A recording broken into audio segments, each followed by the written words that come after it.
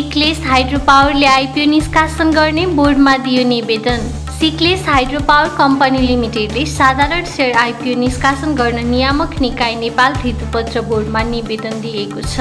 कम्पनीले प्रति किता 100 रुपैयाँ अंकित दरमा 20 करोड रुपैयाँ बराबरको 20 लाख किता साधारण सेयर आइपिओ निष्कासन गर्न कार्तिक 29 गते सेबोनमा निवेदन दिएको हो। कम्पनीको आइपिओ निष्कासन तथा बिक्री प्रबन्धकको काम बीओके क्यापिटल मार्केट लिमिटेडले गर्नेछ। समिट लघु वित्तको लाभांश घोषणा 25.28% बोनस दिने। समिट लघु वित्त वित्तीय संस्था लिमिटेडले लाभांश घोषणा गरेको छ।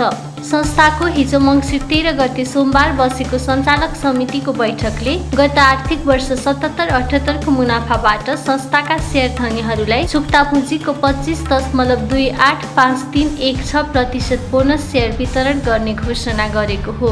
सजिलो लघु वित्त वित्तीय संस्था लिमिटेड र समिट लघु वित्त वित्तीय संस्था लिमिटेड बीच मर्जर कार्य सम्पन्न भई गत असोज 6 गतेबाट एकीकृत कारोबार सुरु भइसकेको हुँदा घोषित लाभांशमा कर नलाग्ने भएकाले करको व्यवस्था भने नगरिएको संस्थाले जनाएको छ।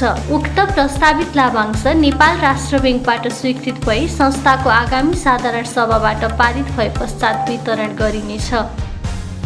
100% लाभांश घोषणा गरेको ग्लोबल आइएमई समुन्नत योजना 1 ले तोक्यो बुक्लोज मिति। ग्लोबल आइएमई बैंक लिमिटेड कोष प्रवर्धक रहेको ग्लोबल आइएमई क्यापिटल अन्तर्गत सञ्चालित ग्लोबल आइएमई समुन्नत योजना 1 ले बुक्लोज मिति तोकेको छ। फन्डले लाभांश वितरण गर्ने प्रयोजनका लागि मङ्सिर 22 गते एक दिन बुक्लोज गर्ने निर्णय गरेको हो। त्यसैले मङ्सिर 21 गतेसम्म नेपाल स्टक एक्सचेन्ज नेप्सेमा कारोबार भई कायम रहेका इकाइ धनीहरूले मात्र 100% लाभांश प्राप्त गर्न सक्नेछन्।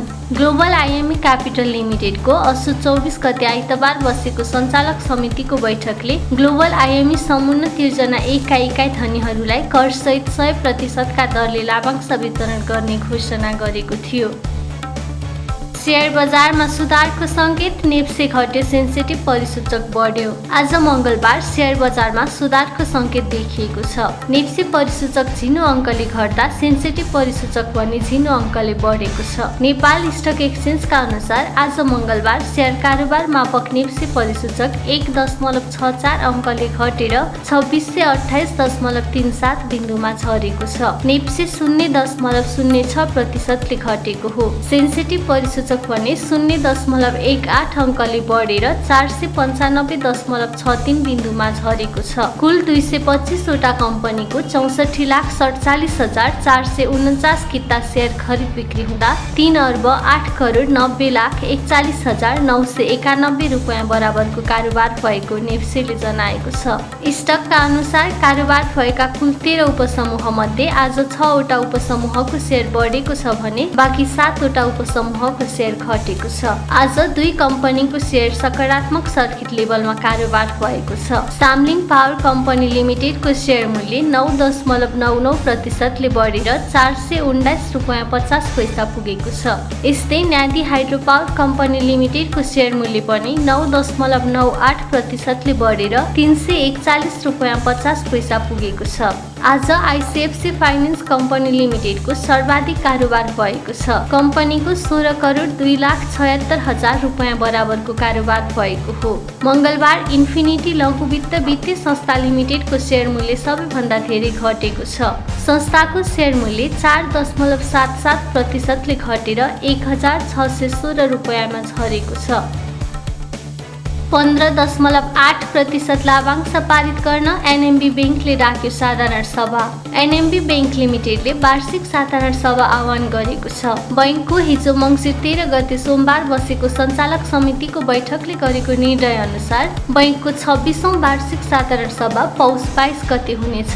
सभामा बैंकको कार्तिक 12 गते शुक्रबार बसेको सञ्चालक समितिको बैठकले गरेको निर्णय अनुसार गत आर्थिक वर्ष 77-78 को मुनाफाबाट बैंकका शेयर धनीहरूलाई चुक्ता पुँजीको 12.5% बोनस शेयर र कर प्रयोजनका लागि 3.3% नगद गरी कुल 15.8% लाभांश वितरण गर्ने प्रस्ताव पारित गरिनेछ। स्वावलम्बन लघु वित्तले डाक्यो साधारण सभा 25% लाभांश पारित मुख्य एजेन्डा। स्वावलम्बन लघु वित्त वित्तीय संस्था लिमिटेडले वार्षिक साधारण सभा आह्वान गरेको छ।